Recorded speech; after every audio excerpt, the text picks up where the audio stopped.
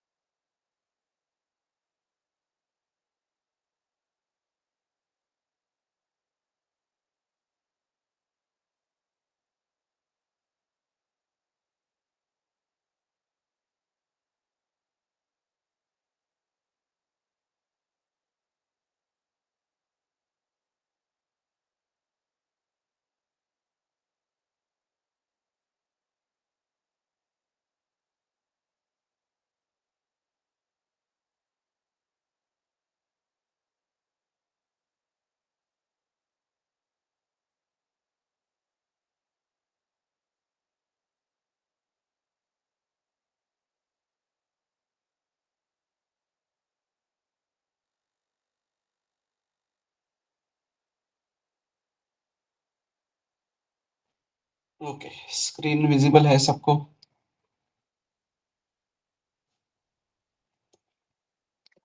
तो function process देखा हमने कल।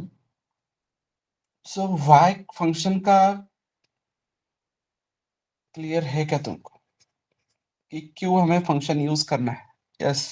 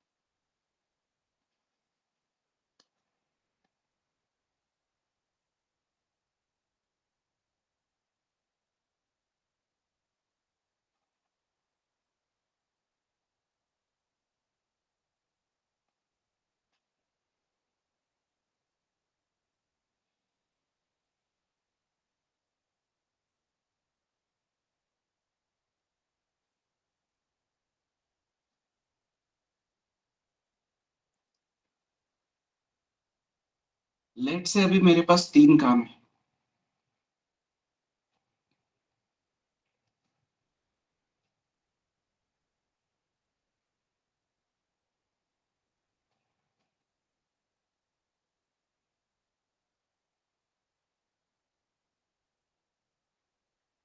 Number equals to 8।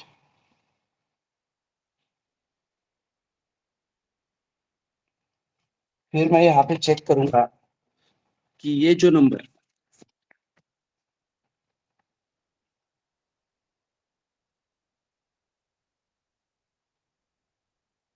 तो हम इवन प्रिंट करेंगे या एल्स ऑड प्रिंट करेंगे।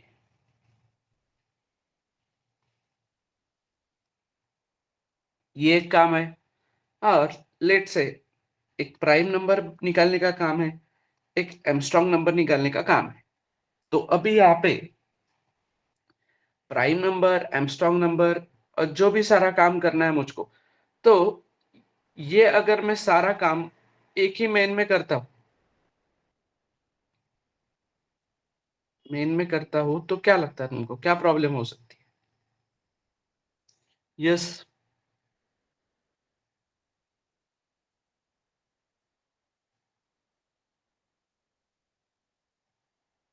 या प्रॉब्लम का छोड़ो, मुझको किस चीज का ख्याल रखना पड़ेगा, या उल्टा एग्जांपल लेते हैं।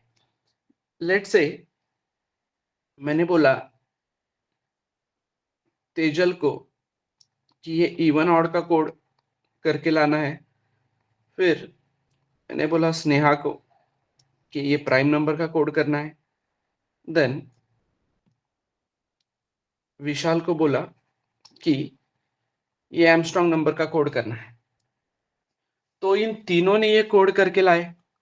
अब इन तीनों ने ये कोड करके लाए, तो मैंने तेजल ने जो लाइन लाए थे वो लाके यहाँ पे पेस्ट कर दिए, स्नेहा ने जो लाइन लिखे थे वो यहाँ पे पेस्ट कर दिए, विशाल ने जो लाइन लिखे थे यहाँ पे पेस्ट कर दिए। तो इवन ऑड, प्राइम और एमस्ट्रॉन्ग ये तीनों काम एक के बाद एक होंगे। लेकिन यहाँ पे प्रॉब्लम क्या हो सकती है? यस, प्रॉब्लम क्या हो सकती है?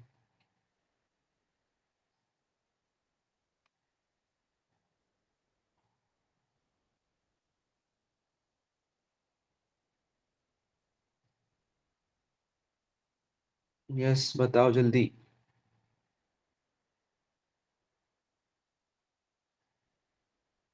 रिपीटेड यूज नहीं कर सकते। रिपीटेड मतलब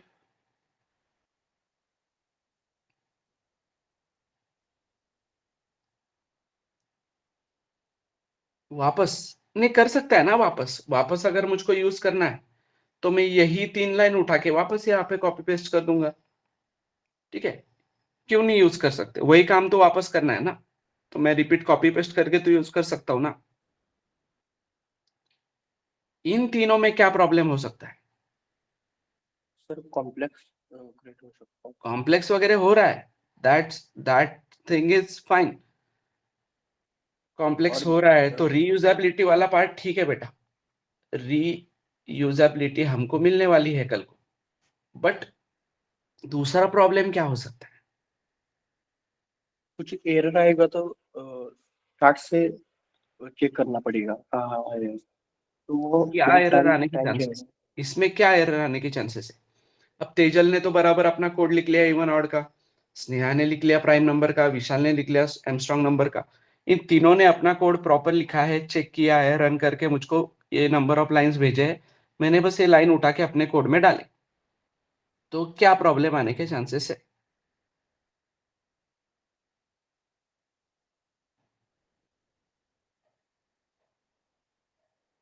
वेरिएबल नेम कॉन्फ्लिक्ट हो सकते हैं, राइट? और वेरिएबल नेम अगर कॉन्फ्लिक्ट होते हैं तो इसके कुछ वेरिएबल को ये स्नेहा के कोड में इफेक्ट हो सकते हैं। क्लियर? पहली बात तो रीडिक्लेरेशन ऑफ वेरिएबल का एरर आ सकता है अगर वेरिएबल सेम हो गए तो। समझ में आ रहा है एवरीवन? तो क्या करना पड़ेगा फिर? इन तीनों को आपस में कोऑर्डिनेट करना पड़ेगा कि भाई तू ये नाम लिख, तू ये नाम लिख, तू ये नाम लिख। तो तू नंबर को एनओ बोल, मैं नंबर को एनयूएम बोलता हूं, मैं एन बोलता हूं। तो क्या लगता है ये करेक्ट वे है? अब ये तीनों एक दूसरे को जानते नहीं है तो फिर, और वो लोग क्यों कोऑर्डिनेट करेंगे ना? अगर उन तीनों का काम ही अलग था तो अलग काम के लिए वो लोग क्यों कोऑर्डिनेट करेंगे आपस में? समझ में आ रहा है अभी?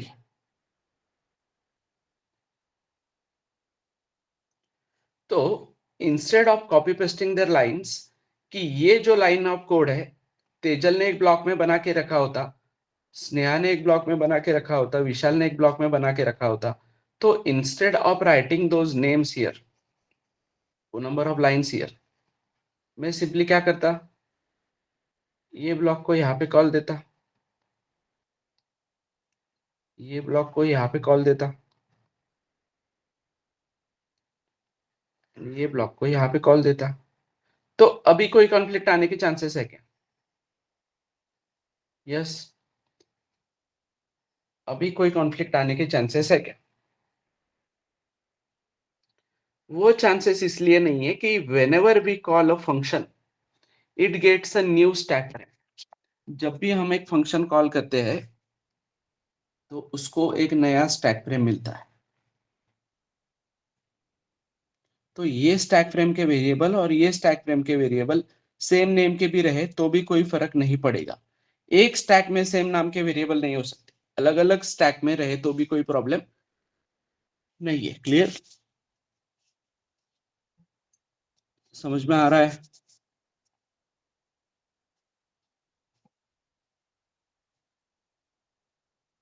अरे समझ में आ रहा है क्या?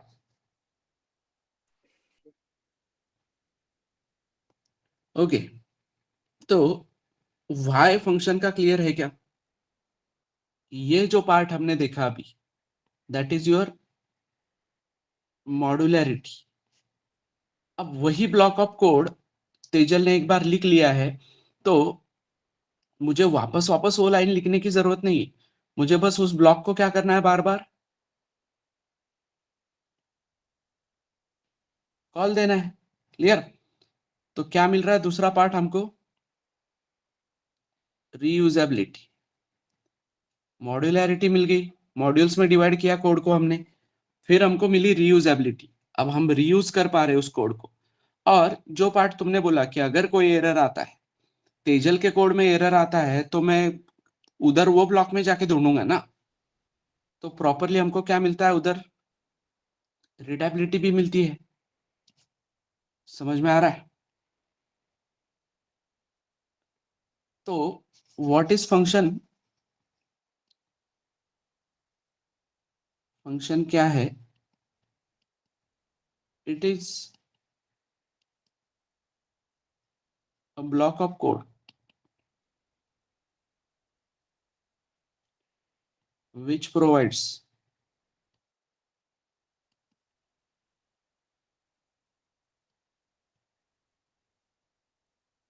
modularity, reusability and readability. Clear? समझ में आ रहा है? अब लिखना कैसे है इस कोड को वो समझो। अब फंक्शन को लिखना कैसे है वो पार्ट समझेंगे। तो लेट से दो नंबर की एडिशन करने वाला काम है। तो लेट से मैंने इंटीजर नंबर 1 बोला है 10, और मैंने नंबर 2 बोला है 20। क्लियर? नंबर 1 और नंबर 2। और फिर मैं यहाँ पे एक रिजल्ट ले रहा हूँ RES नाम से, और फिर मैं बोल रहा हूँ result equals to number 1 plus number 2। और यहाँ पे मैं प्रिंट कर रहा हूँ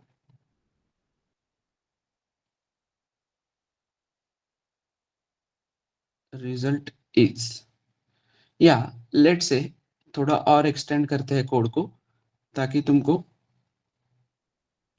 प्रॉपरली समझ में आए। Instead of taking this number 1 number 2, हम इसको यूजर से लेंगे। ठीक है? नंबर 1 और नंबर 2 मैंने डिक्लेयर किए। सेम मैंने रिजल्ट नाम का वेरिएबल भी डिक्लेयर किया यहाँ पे कि भाई नंबर 1 है नंबर 2 है और उन दोनों का रिजल्ट है। ठीक है? तो यहाँ पे मुझे नहीं डिक्लेयर करना पड़ेगा। फिर मैं प्रिंटफ बोलूंगा, एंटर नंबर 1 एंड नंबर 2, और फिर स्कैनएप में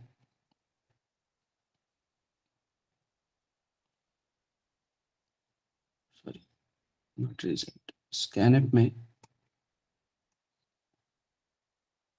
%d और %d करके मैं नंबर 1 और नंबर 2 को स्कैन कर लेता, और फिर रिजल्ट इज %d बोल के मैं रिजल्ट को प्रिंट करता। सॉर्टेड है एवरीवन? क्लियर है क्या? ओवरऑल कोड क्लियर है क्या सबको? नंबर 1 नंबर 2 रिजल्ट, फिर मैंने यूजर को बोला कि 2 नंबर एंटर करो, यूजर ने 2 नंबर एंटर किए, फिर मैंने उनकी एडिशन की और उसको प्रिंट किया। अब वापस मुझे यूजर से 2 नंबर पूछने हैं, वापस उन 2 नंबर का एडिशन करके प्रिंट करना है। तो मुझे क्या करना पड़ेगा? यही कोड वापस लिखना पड़ेगा, यही कोड वापस लिखना पड़ेगा, देन अगेन यही कोड वापस लिखना पड़ेगा। क्लियर? समझ में आ रहा है? तो इंस्टेड ऑफ दिस, अगर ये कोड दूसरे किसी ब्लॉक में होता, तो मैं सिंपली क्या करता? उस ब्लॉक को कॉल करता ना यहाँ पे।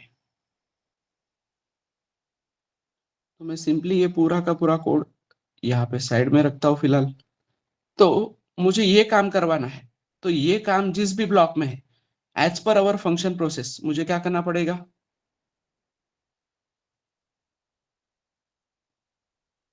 As per hour function process मुझे पहला चीज क्या करनी पड़ेगी, पहली चीज करनी पड़ेगी कॉल। सो लेट से एडिशन नाम का एक फंक्शन है, मैंने एडिशन नाम का फंक्शन कॉल किया। अब कोई पैरामीटर पास कर रहा हूं क्या मैं,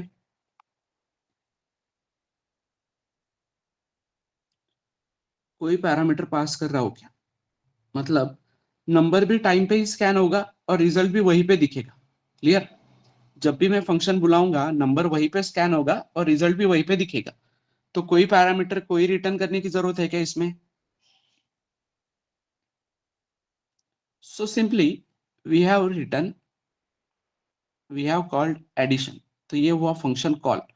अब फंक्शन कॉल के बाद हमारा दूसरा काम है function definition. So function definition मतलब सेम ये फंक्शन का नाम एज इट इज, कुछ पैरामीटर नहीं लेता है तो ये ब्रैकेट एम्प्टी रहेगा, ये इसका बॉक्स ओपन होगा एंड क्लोज होगा, और इसके अंदर क्या होगा तुम्हारा पूरा का पूरा फंक्शन डेफिनेशन, ये जो कोड हमने लिखा है एज इट इज यहां पे है। क्लियर, समझ में आ रहा है everyone. And then we are deciding the return type. फिर ये सब होने के बाद रिटर्न टाइप डिसाइड हो रहा है। तो अब ये फंक्शन कुछ रिटर्न कर रहा है क्या,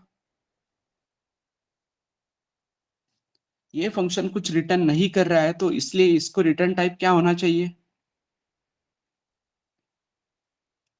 इसको रिटर्न टाइप होना चाहिए वॉइड। अब वॉइड क्यों, वॉइड मीन्स नथिंग, और तुमको कुछ रिप्रेजेंट करना है, मतलब नथिंग भी तुमको रिप्रेजेंट करना है, तो कोडिंग में नथिंग को भी रिप्रेजेंट करने के लिए कुछ ना कुछ होना चाहिए ना। क्लियर है कि नहीं, समझ में आ रहा है।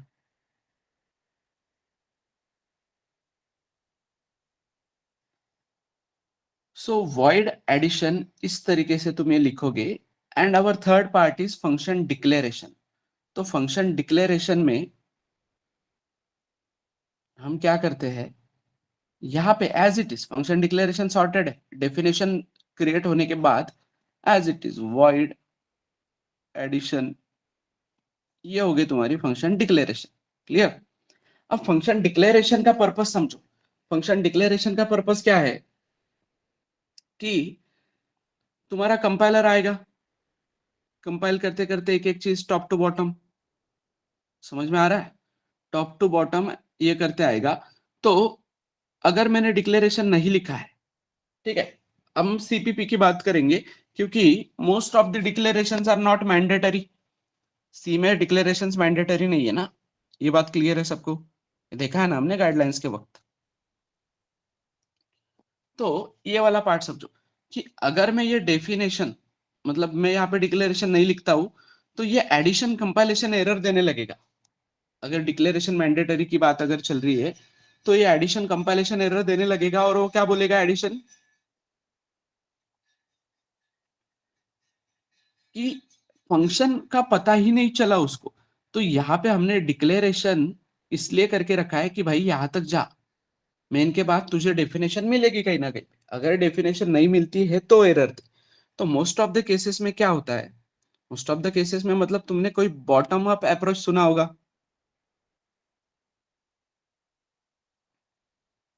मतलब क्या होगा कि जो भी काम है सारे, वो सारे मेन के ऊपर लिखो।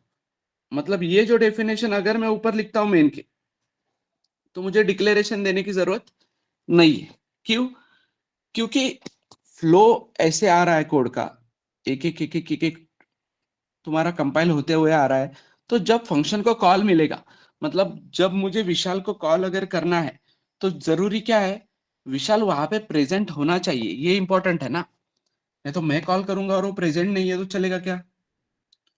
तो वो तुमको कंपाइल करके एश्योरिटी होनी चाहिए कि हाँ ये फंक्शन प्रेजेंट है, तब जाके वो कंपाइल होगा प्रॉपर। समझ में आ रहा है। तो ये फंक्शन डिक्लेरेशन, समझ में आया क्या, function call, function definition and function declaration everyone.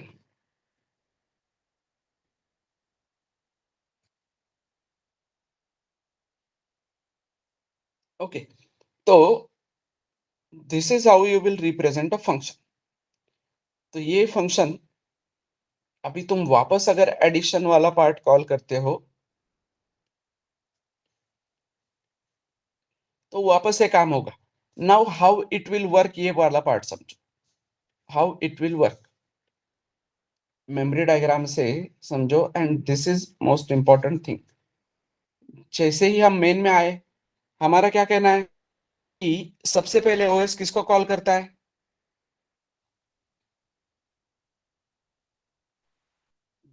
Main को। सो मेन भी क्या है? मेन भी एक फंक्शन ही है ना। तुम अगर वो वॉइड मेन और वॉइड एडिशन की तरफ देखोगे तो दोनों का स्ट्रक्चर सेम है कि नहीं? तो मेन भी एक फंक्शन ही है, बट एडिशन को हम कॉल कर रहे हैं। वैसे ही मेन को कौन कॉल कर रहा है? ओएस। तो सबसे पहले मेन ही कॉल होगा। तो हम क्या बोल रहे हैं कि whenever a function is called, जब भी एक फंक्शन कॉल होता है उसको एक स्टैक फ्रेम मिलती है, मतलब उसकी एक स्टैक फ्रेम ओपन हो जाती है लाइक दिस। समझ में आ रहा है अभी? सबसे पहले मेन का स्टैक फ्रेम क्यों आता है, ये क्लिक हुआ क्या? क्योंकि मेन भी एक फंक्शन है और सबसे पहले मेन को कॉल मिलेगा। ठीक है, अब जो स्टैक फ्रेम टॉप पे है वो कॉल होती रहे, मतलब वो काम करती रहेगी। तो मेन में आए हम, मेन में आए तो मेन में आते ही हमको यहाँ पे दिखा एडिशन। तो अभी हमने क्या बोला है? Whenever a function is called we get a new stack frame, right? तो एडिशन भी एक फंक्शन है। तो एडिशन, एडिशन अगर एक फंक्शन है तो तुरंत क्या होगा? मेन से जंप करके हम एडिशन की स्टैक फ्रेम ओपन करेंगे और पूरा काम छोड़ के कहां पे आएंगे? यहाँ पे आएंगे। समझ में आ रहा है एवरीवन? तो यहाँ पे आएंगे, फिर ये काम शुरू होगा। फिर ये काम शुरू होगा, ये यहाँ पे देखेगा कोई पैरामीटर नहीं है, तो ये आएगा नेक्स्ट लाइन पे। नेक्स्ट लाइन पे फिर हमारे मेमोरी डायग्राम के अकॉर्डिंग नंबर 1 बनेगा जिसमें होगा गार्बेज। फिर नंबर 2 बनेगा जिसमें होगा गार्बेज। फिर यूजर को मैसेज जाएगा कि एंटर नंबर 1 एंड नंबर 2। फिर यूजर ये नंबर एंटर करेगा। तो लेट्स से यूजर ने नंबर 1 में 10 एंटर किया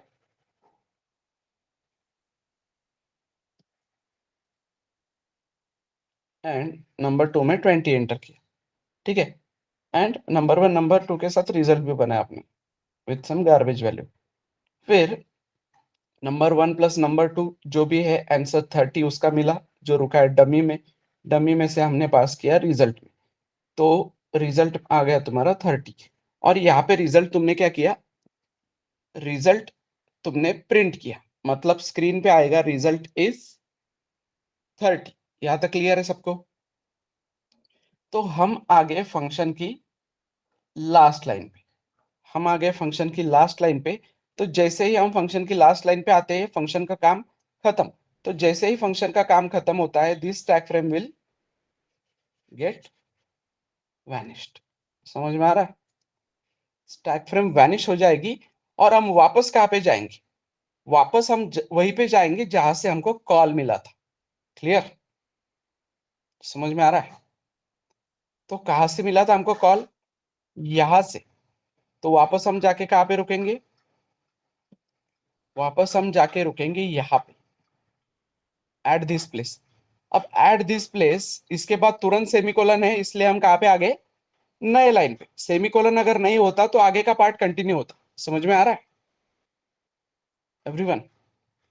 फिर हम आ गए नेक्स्ट लाइन पे। अब नेक्स्ट लाइन पे वापस स्टैक फ्रेम कॉल हुआ है, वापस एडिशन नाम का फंक्शन कॉल हुआ है।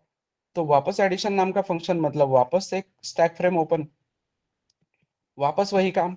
Integer number 1 number 2 garbage. फिर यूजर को पूछा गया कि एंटर नंबर 1 नंबर 2। अब यूजर ने इस बार 102 एंटर किया, 305 एंटर किया, 302 एंटर किया। देन उसका एडिशन होगा सिंपली। क्लियर है एवरीवन? समझ में आ रहा है क्या?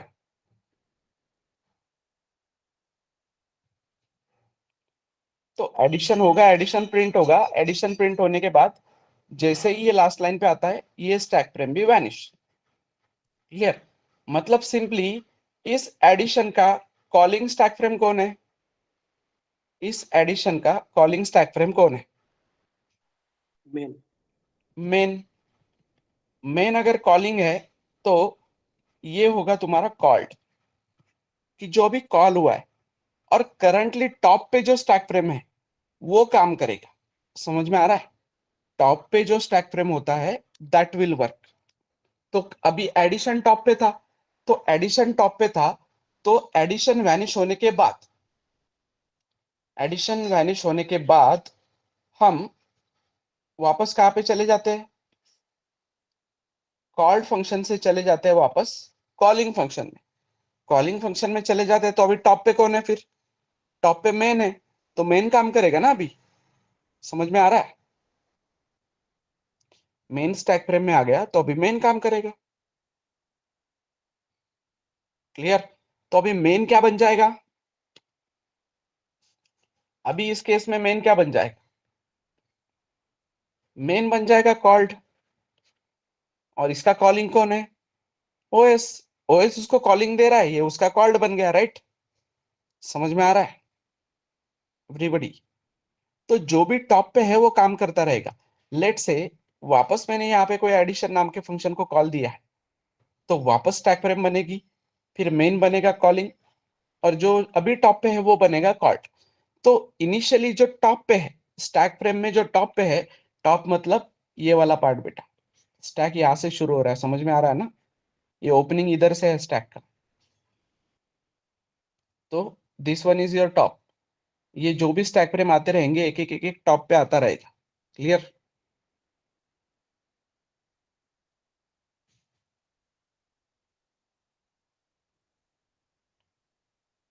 सो ये वाला पार्ट समझ में आया क्या? सो ये स्टैक फ्रेम वाला उनको और आसानी से समझेगा अभी, जब हम कुछ इस तरीके से देखेंगे। लेट से वॉइड मेन में मैंने एबीसी नाम का फंक्शन कॉल किया, मैंने pqr नाम का फंक्शन कॉल किया, मैंने xyz नाम का फंक्शन कॉल किया। ठीक है? These are function calls. ये फंक्शन कॉल है, तो ये फंक्शन एग्जिस्ट भी करने चाहिए। तो लेट से एबीसी नाम का फंक्शन का हम डेफिनेशन लिखते हैं, जिसमें हमने सिंपली लिखा है प्रिंटफ हेलो। ठीक है? प्रिंटफ हेलो लिखने के बाद मैंने क्या किया है, pqr नाम के फंक्शन को कॉल दिया है। तो pqr नाम के फंक्शन को कॉल दिया है, फंक्शन कुछ रिटर्न नहीं कर रहा है इसलिए वॉइड। देन मैं लिखता हूँ pqr नाम का फंक्शन। तो pqr नाम के फंक्शन में मैंने xyz नाम के फंक्शन को कॉल किया। मैंने यहाँ पे बोला है printf xyz। xyz या मैसेज अलग देते हैं कुछ, हेलो। फिर यहाँ पे बोलेंगे fbs, ये भी कुछ रिटर्न नहीं कर रहा है इसलिए वॉइड। देन मैंने बोला xyz नाम का फंक्शन। xyz नाम के फंक्शन में मैं यहाँ पे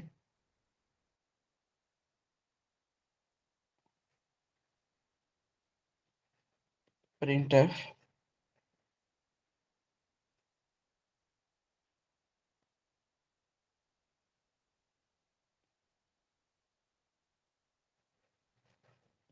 हाई प्रिंट करता हूँ। ठीक है?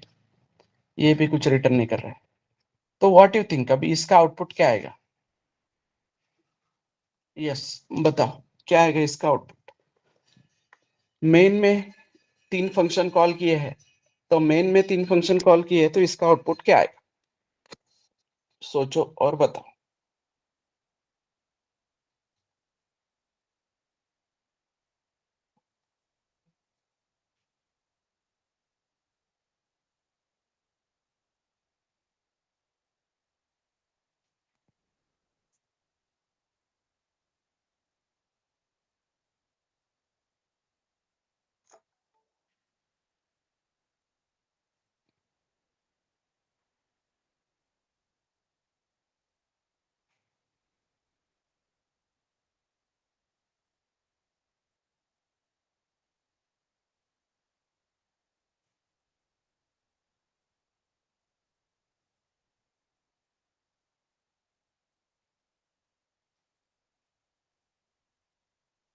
यस,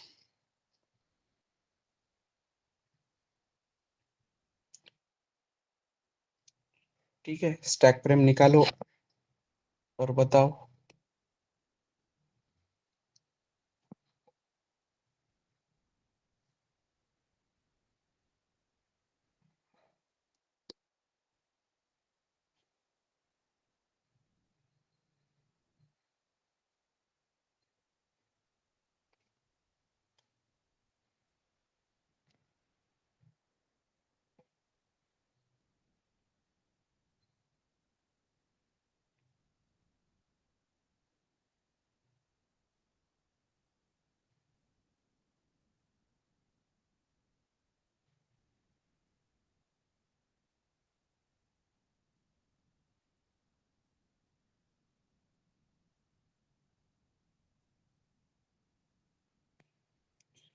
हेलो एफबीएस, एफबीएस हाय।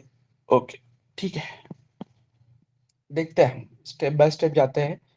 सो सी, ये इसका आंसर आए नहीं आए उससे फर्क नहीं पड़ता। This is to understand this stack frames properly. तो अभी जब मैं एक्सप्लेन करूंगा तब तुमको क्लिक होना चाहिए, दैट इज इंपॉर्टेंट। ठीक है, तो पहले आंसर आए नहीं आए उससे फर्क नहीं पड़ता। तो आया, सबसे पहले किसको कॉल मिला? सबसे पहले किसको कॉल मिला? प्रोग्राम शुरू हुआ तो सबसे पहले किसको कॉल मिला? मेन। मेन को। तो जैसे ही फंक्शन को कॉल मिलता है, it gets a new stack frame.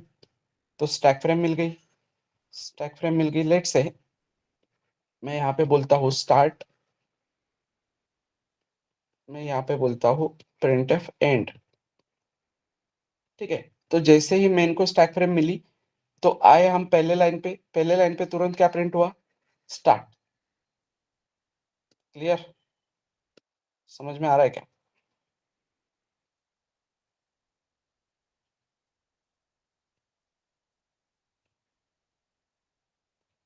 So start print हुआ।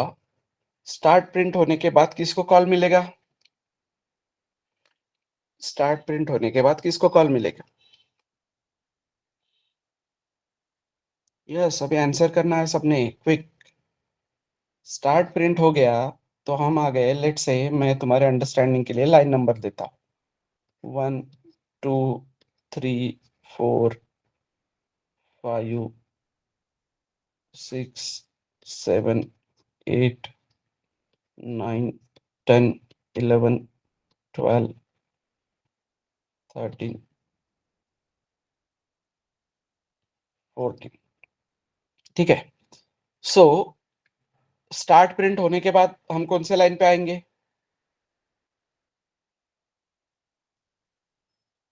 सेकेंड लाइन पे। तो सेकेंड लाइन पे आते ही तुरंत क्या कॉल होगा? एबीसी नाम का स्टैक फ्रेम। एबीसी नाम के स्टैक फ्रेम कॉल होते ही हम कहाँ पे जाएंगे, कौन से लाइन पे जंप करेंगे? सब काम छोड़ के, सब काम छोड़ के हम कौन से लाइन पे जंप करेंगे? लाइन नंबर बताओ, अभी मैंने सिंपल किया है, line number. We will jump on line number 6, not 7। We will jump on line number 6। Line number 6 में मैं चेक करूंगा कि भाई कोई पैरामीटर है क्या। नहीं है, तो अभी मैं कौन से लाइन पे जाऊंगा? Line number 7। तो लाइन नंबर 7 पे जाते ही क्या प्रिंट हो जाएगा? Hello, right? हेलो प्रिंट हो जाएगा। तो हेलो प्रिंट होने के बाद we will be on line number 8। तो लाइन नंबर 8 पे अगर हम आते हैं तो क्या होगा? लाइन नंबर 8 पे आते हैं तो क्या होगा? We will get a new stack frame.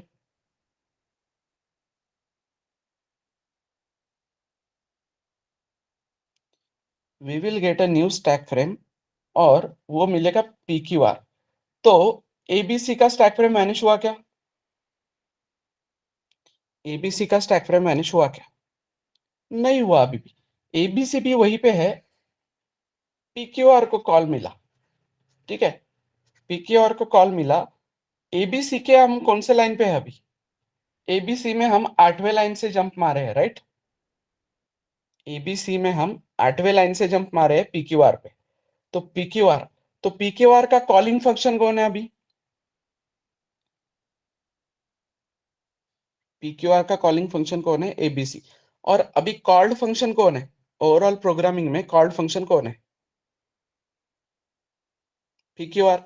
तो पी क्यू आर का स्टैक फ्रेम ओपन होते हम कौन से लाइन पे जंप मारेंगे? Line number 9। लाइन नंबर 9 पे हमने देखा कुछ नहीं है पैरामीटर्स में, तो हम आए लाइन नंबर 10 पे। तो लाइन नंबर 10 पे अगर हम आए तो लाइन नंबर 10 पे वापस क्या हो रहा है?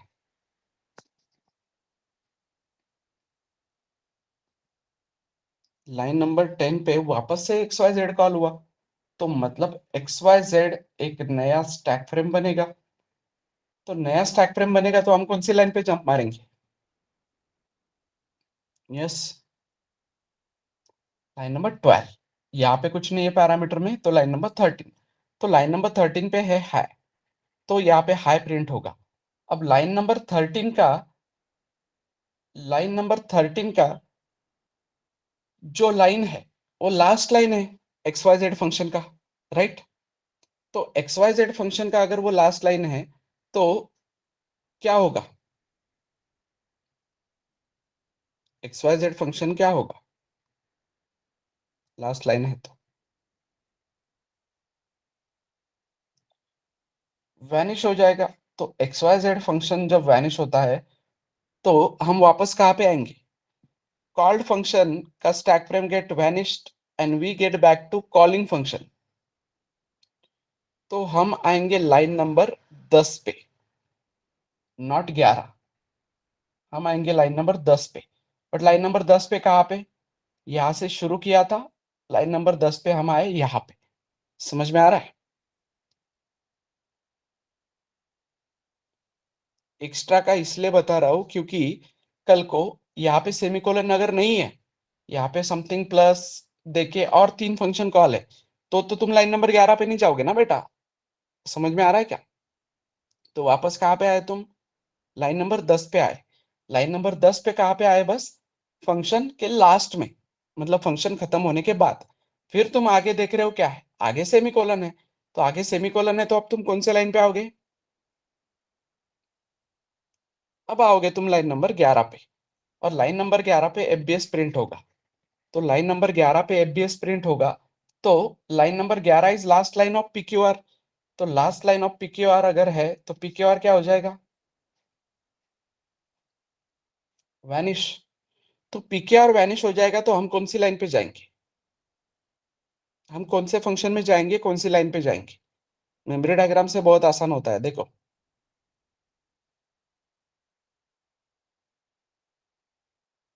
कौन सी लाइन पे जाएंगे?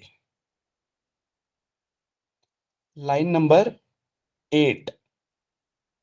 क्योंकि लाइन नंबर 8 से हम जंप किए हैं ना पीक्यूआर पे, तो आके रुकेंगे यहाँ पे।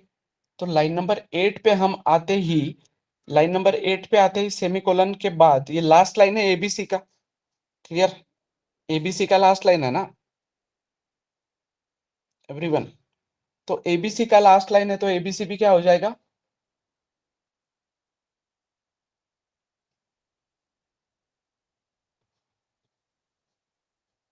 वैनिश। एबीसी वैनिश होगा तो हम कौन से लाइन पे आएंगे एवरीवन? लाइन नंबर 2 पे आएंगे। तो लाइन नंबर 2 पे आए हम, और यहाँ पे है सेमीकोलन। अब लाइन नंबर 2 पे सेमीकोलन है तो हम वापस कहाँ पे आएंगे? लाइन नंबर 3 पे। ठीक है, अभी पूरा कोड खत्म नहीं हुआ। लाइन नंबर 3 पे। तो वापस क्या होगा? वापस क्या होगा? पी क्यू आर का स्टैक फ्रेम ओपन होगा। अब ये सारे वैनिश है, हाँ? बस तुम्हारे अंडरस्टैंडिंग के लिए मैंने लिख के रखे हैं वहां पे। ये सारे वैनिश है। करंटली अभी मेन का ही स्टैक फ्रेम वर्किंग है। मेन से जैसे कॉल मिलता है, किसको कॉल मिलेगा? पीक्यूआर को। पीक्यूआर को कॉल मिलेगा तो हम कौन से लाइन पे जाएंगे? यस, पीक्यूआर को कॉल मिलेगा तो कौन से लाइन पे जाएंगे? Line number 9। लाइन नंबर 9 से, अरे रुक बेटा, ध्यान दे इधर। लाइन नंबर 9 पे जाएंगे।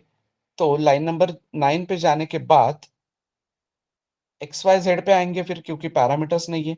तो एक्स वाई जेड पे आएंगे तो पहले एक्स वाई जेड का स्टैक फ्रेम ओपन होगा यहाँ पे अभी। XYZ का स्टैक फ्रेम ओपन होगा तो हम जंप करेंगे लाइन नंबर 12 पे। 12 पे कुछ नहीं है तो लाइन नंबर 13 पे। तो 13 पे है तो यहाँ पे हाई प्रिंट होगा।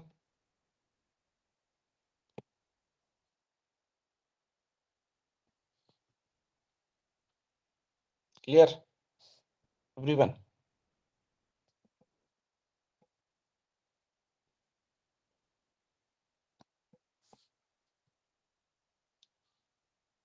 तो XYZ में यहाँ पे हाई प्रिंट होने के बाद XYZ का स्टैक फ्रेम क्या हो जाएगा?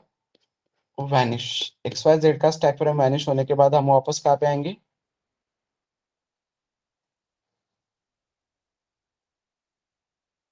कौन सी लाइन पे आएंगे वापस? Line number 10। लाइन नंबर 10 में XYZ का काम होने के बाद क्या प्रिंट होगा? FBS प्रिंट होगा। और FBS प्रिंट होगा तो PQR का स्टैक फ्रेम हो जाएगा वैनिश। और PQR का कॉलिंग कौन था? ऊपर देखो, देखने मिलता है तुमको। PQR का कॉलिंग कौन था? ये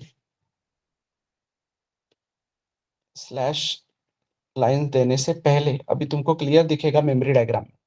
ये बीच में जो ABC PQR XYZ है वो सारे वैनिश है ना, वो नहीं है वहां पे अवेलेबल। तो यहाँ भी PQR का कॉलिंग कौन है? मेन है।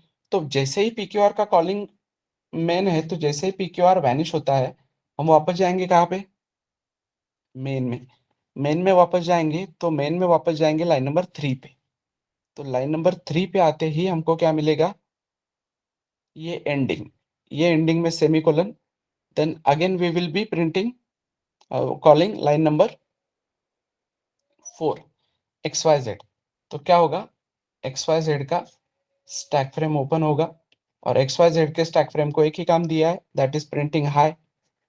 तो वो क्या करेगा? हाई प्रिंट करेगा। राइट? समझ में आ रहा है एवरीवन? फिर ये स्टैक फ्रेम वैनिश हो जाए। ये स्टैक फ्रेम वैनिश होके हम वापस आएंगे कहाँ पे?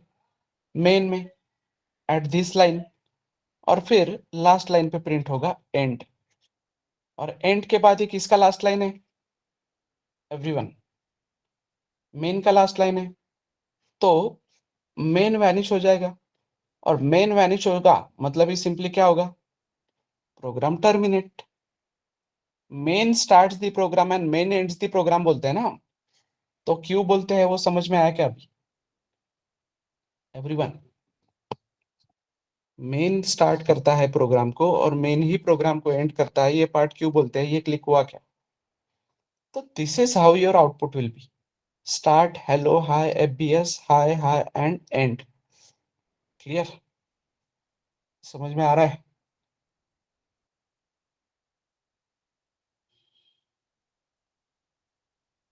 या गलत हुआ कुछ? हाँ गलत हुआ क्या? Yes sir.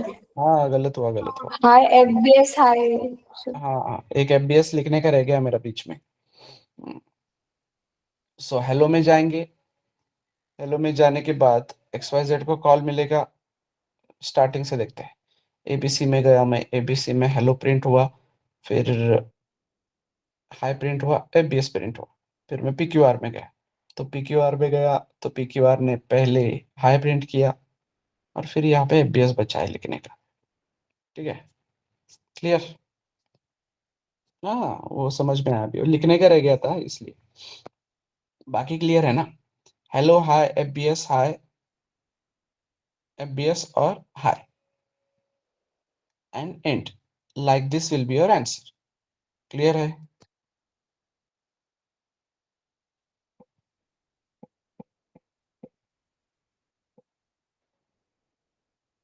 क्लियर?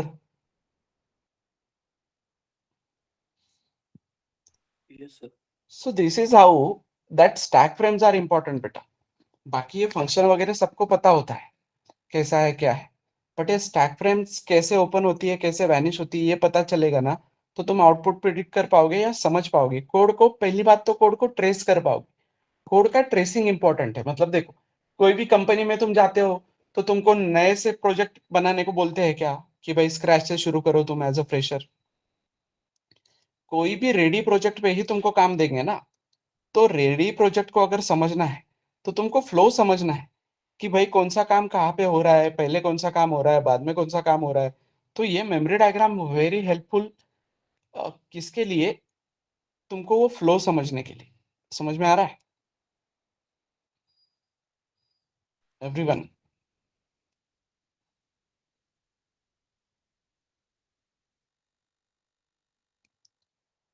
तो ये वाला पार्ट इंपॉर्टेंट है। कितने लोगों को ये स्टैक फ्रेम वाला पार्ट पता था इसके पहले कि ये फंक्शंस ऐसे काम करते हैं?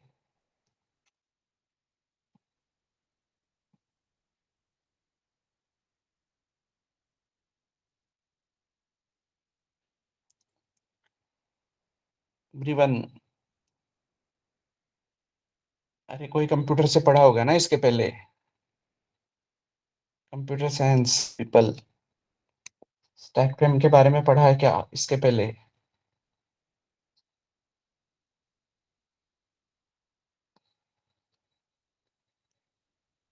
ठीक है, सो समझा है। तो this is how it will work. अभी एक आगे का पार्ट समझते हैं। अब हमने क्या देखा है, फंक्शन को क्या होता है, फंक्शन पैरामीटर्स लेता है, ठीक है, और फंक्शन रिटर्न करता है कुछ वैल्यू। क्लियर?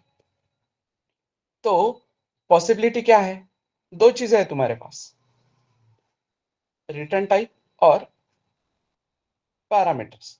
फंक्शन को दो चीजें हैं, पैरामीटर्स लेता है और रिटर्न टाइप होता है। तो इन दो चीजों में कितनी पॉसिबिलिटीज क्रिएट हो सकती है, मतलब दो कॉइन टॉस किए तो क्या पॉसिबिलिटी है बेटा, head head, head tail, tail head और टेल टेल, राइट? तो सेम लाइक दैट क्या पॉसिबिलिटी हो सकती है कि भाई with parameter without return type हो सकता है, या फिर या दोनों तरीके से समझते हैं कि क्या है कि पहले पैरामीटर भी नहीं है, without parameter, without return type. दूसरी केस में ये हो सकता है कि अभी पैरामीटर नहीं है बट रिटर्न टाइप है।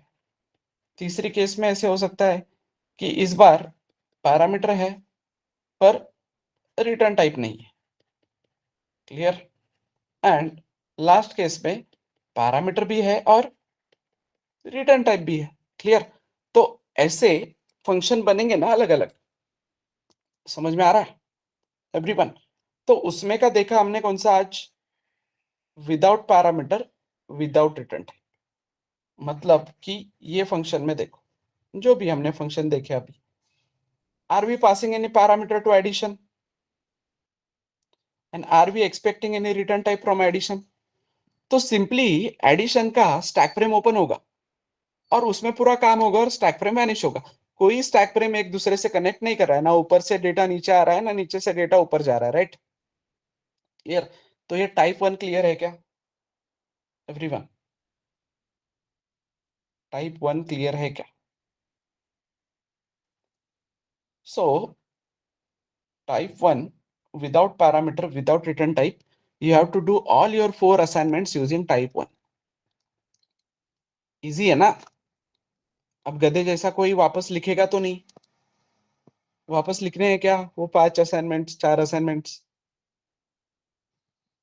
नया फोल्डर बनाओ और पहले का कोड कॉपी पेस्ट करो और बस फंक्शंस में अरेंज करो बराबर।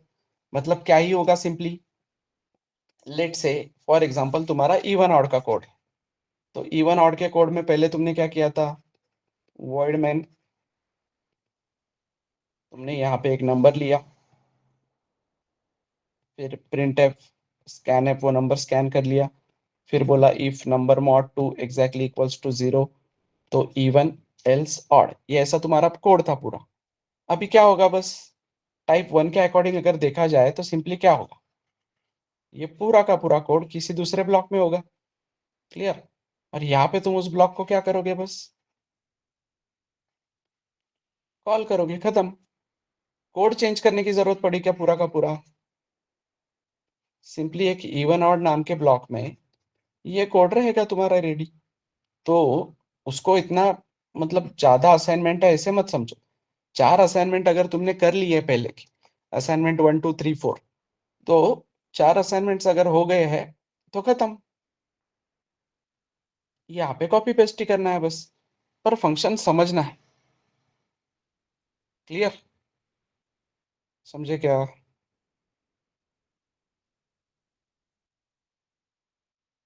सो once again, function is a block of code which provides modularity, ये लिख के दूंगा कल properly, modularity, reusability and readability. ठीक है? whenever we call a function, it gets a new stack frame. The stack frame which is on top will be executed. जो stack frame अभी top पे है वो execute होगी। whenever we get on last line of stack frame on function, so stack frame gets vanished and we get back to the calling function. calling function को हम वापस जाते हैं। क्लियर? समझ में आ रहा है? तो ये why क्लियर हुआ क्या? when why main starts the program, why main ends the program, तो कुछ ऐसे ये स्टेटमेंट ऐसे रट्टा मारने वाले नहीं है, ये लॉजिकली है ना सब।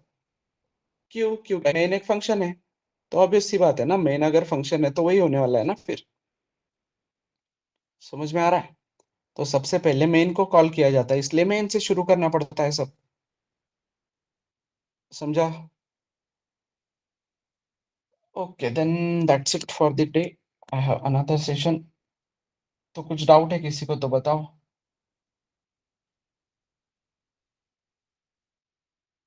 यस।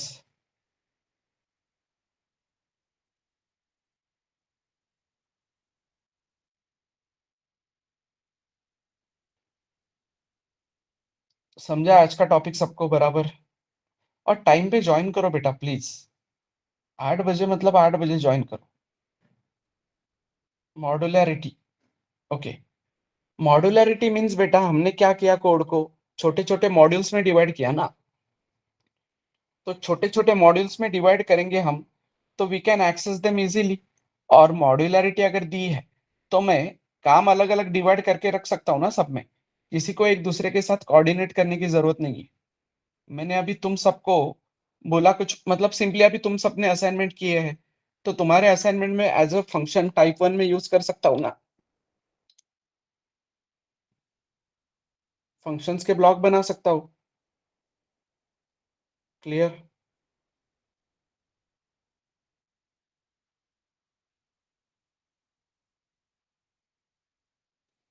समझेंगे उसको और प्रॉपरली। 3 टाइप बचे हमारे, तो 3 टाइप और समझेंगे।